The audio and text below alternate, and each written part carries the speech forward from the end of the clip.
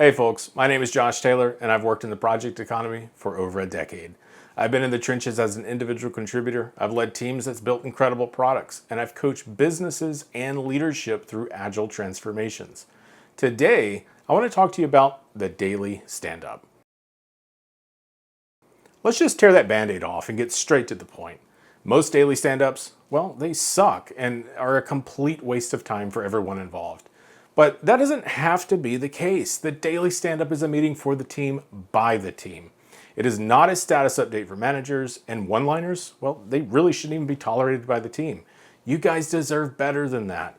Every engineer I've ever worked with that thinks the daily stand-up or daily Scrum is pointless behaves the exact same way. It goes a lot like this. Hey team, yesterday I worked on ticket 952. I think I'll probably be able to finish that up later today. Looks like, yeah, no blockers. Thanks, team.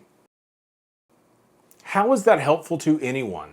Look, if your team focuses on answering the three questions of what did you do yesterday, what will you do today, what is blocking you, well, your daily stand-up probably needs a facelift.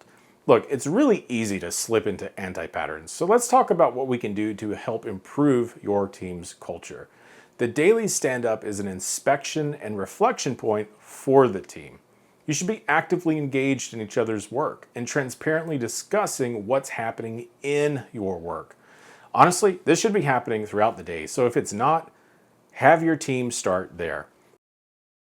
Otherwise, pull up your team's project board with all the in-flight tickets during each stand-up. We should be discussing what it's going to take to move items on the board to the right. Start with items that are closest to being completed, then work left to the items that may not have even started development yet. This is going to increase your team's throughput. Throughput, well, it's a metric targeting how many items are passing from start to finish in whatever delivery vehicle you're using. In other words, it's your delivery rate. If your development cycle has a goal, like a sprint goal, then don't be afraid to point at it during each daily stand-up. Gauge the team's confidence using Fist to 5. Do we feel we're going to achieve our goal? If someone doesn't have confidence, then why? Dig into the reasoning. Project managers are change agents. So go change something to help your team. Don't sit around doing nothing and then act all surprised Pikachu when the goal isn't achieved. View slowdowns and bad processes as impediments to the team. Figure out how you can make their lives easier, not harder. They're going to love you for it. These types of conversations do not provide an excuse to allow the daily stand-up to run for as long as it needs, though.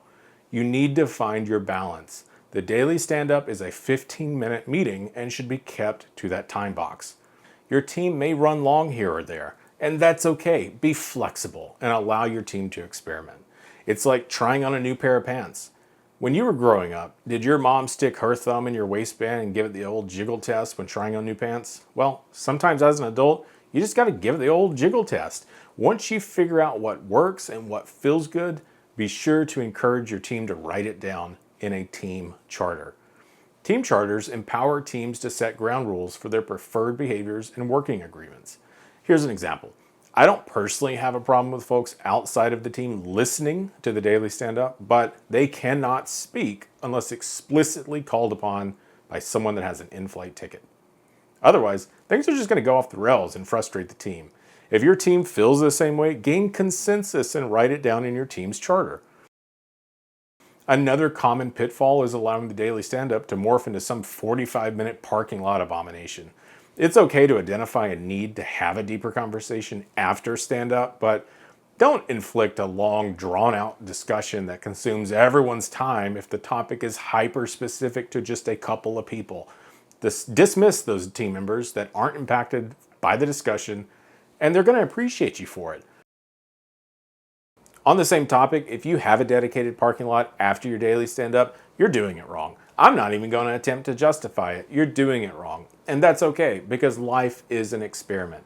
If this is you, though, I want you to stop what you're doing and go delete that parking lot follow-up, because that is a symptom of something else that has gone terribly wrong. You should be sharing information throughout the day, not just during and after stand-up. Folks do not need a play-by-play of your work day during the stand-up either. So if someone is doing that, then they've been reading way too much R malicious compliance.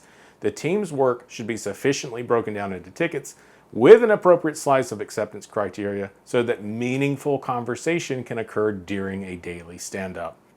If your tickets aren't refined by the team ahead of when they're going to work on it, well, that's a great starting point to solve this problem. You know that parking lot meeting you just canceled? Well, go schedule another backlog refinement session in its place. That way, your team can better align on the work that needs to be done so they aren't spending tons of time trying to figure out which way is up. Now, let's recap how you can improve your daily stand-up. Pull up your team's project board, and everyone should be looking at the in-flight work together. Discuss how you can move tickets that are further to the right to completion. Then repeat that same process, moving left across the board until every ticket is discussed. If your team has a sprint goal, then periodically gauge your team's confidence using fist of 5. If someone says they aren't confident on the second day of the sprint, well, you still have 7 to 8 days if you're using a 2-week sprint cadence to correct the problem. Experiment with new approaches, then write down the approaches that work well for the team in a team charter. The team should periodically review the team charter during its retrospective to determine if it's still good to go or if it needs an update. Parking lots after daily stand-ups are often a symptom of needing more time to refine the backlog. Replace your parking lot meeting with a backlog refinement so your team is better prepared for the next cadence. That's it. I hope these 5 tips will help you improve your team's daily scrum. Remember that every team is different and what works well for one team may not work at all for another. And that's okay. That's why experimentation is so vital to the success of highly collaborative teams. If you enjoyed this content, please like and subscribe to Cracking Agile. Please drop me a line in the comments section about a tip or trick you've used to improve your team's daily scrum. Because who knows, maybe you'll teach me a thing or two about continuous improvement. Thank you for showing up today. Your future self will thank you. Until next time.